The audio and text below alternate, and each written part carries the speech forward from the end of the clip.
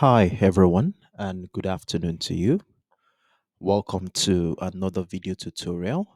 And in this video, I will be taking on the GBPUSD, and this pair is going to be one of the pairs that I will be monitoring for this week. So, right here on the daily time frame, it's obvious that we have been on a long-term bearish momentum here, a bearish momentum which has been holding since the beginning of the year. And as a result of this, I was able to connect the series of lower highs here to give us that resultant bearish trend line that you can see on your screen right now. Well, besides this bearish trend line is a structure. In fact, we have two structures here, and that is at the 1.23 level and the 1.200 area.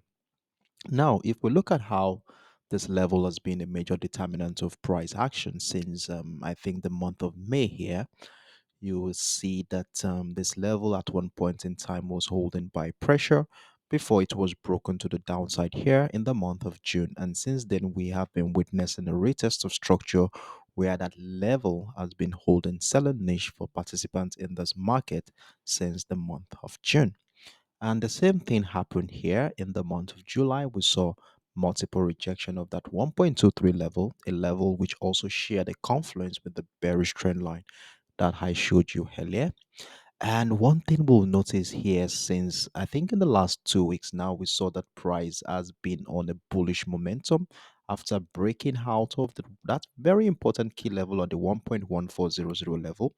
Remember how that level has been a major determinant of price action prior to the month of November for us on the GBP USD. And we saw that level also, the breakout also shares a confluence with the bearish trend line that you can see on your screen.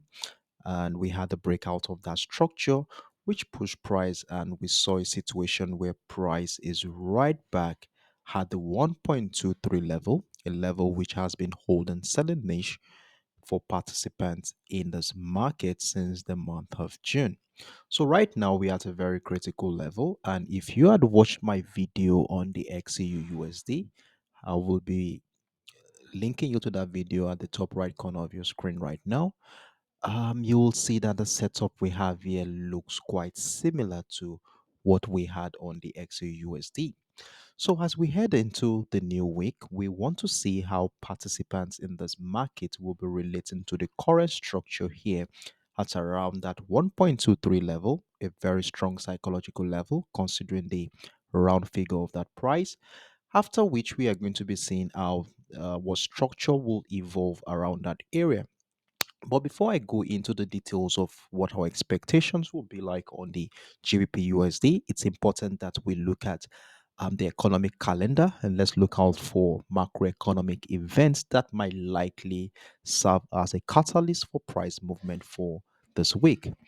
So on the economic calendar, I was able to spool out some couple of events here. And if you look through the activities for this week, when I mean activities for this week, I mean high impact event, you will notice that there is nothing for the pounds whatsoever here. So we shall be shifting our focus to look out for economic events that will be affecting the dollar.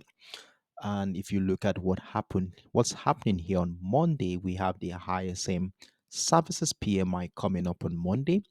And the projection here from what the consensus are saying here, they are looking for something a little bit higher than the previous month. So we have a consensus of 55.6 against the previous 54.4. So that means there is a positive note in the here for the USD.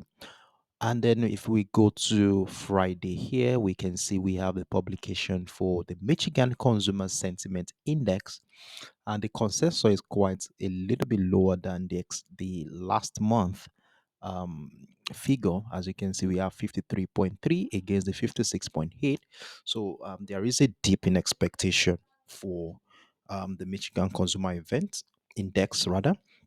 So these major events are what participants in this market will be anticipating for this week, and definitely we are going to be seeing the anticipation of these events on our chart reflected in the form of price action.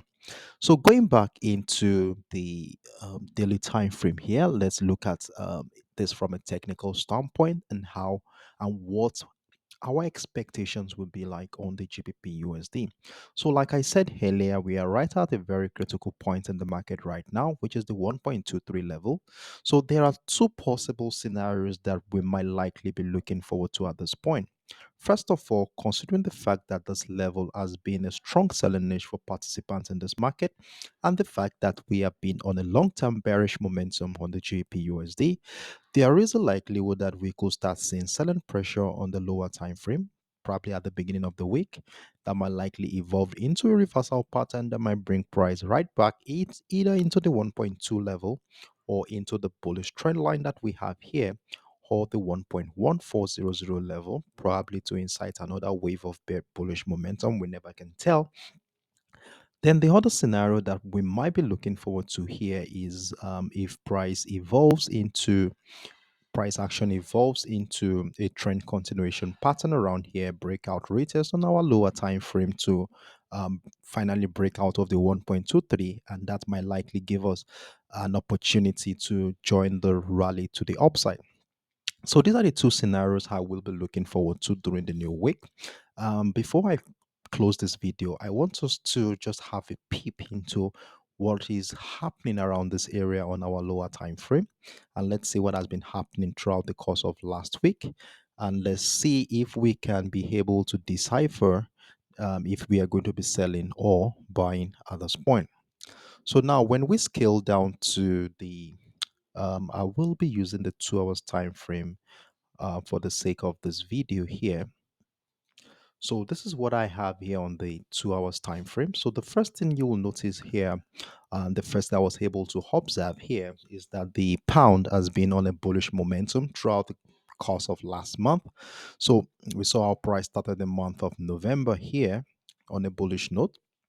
And as a result of this, I was able to connect the series of higher lows here to give us that resultant bullish trend line that you can see on your screen. And as you can see here, the bullish trend line has guided the bullish momentum uniformly well.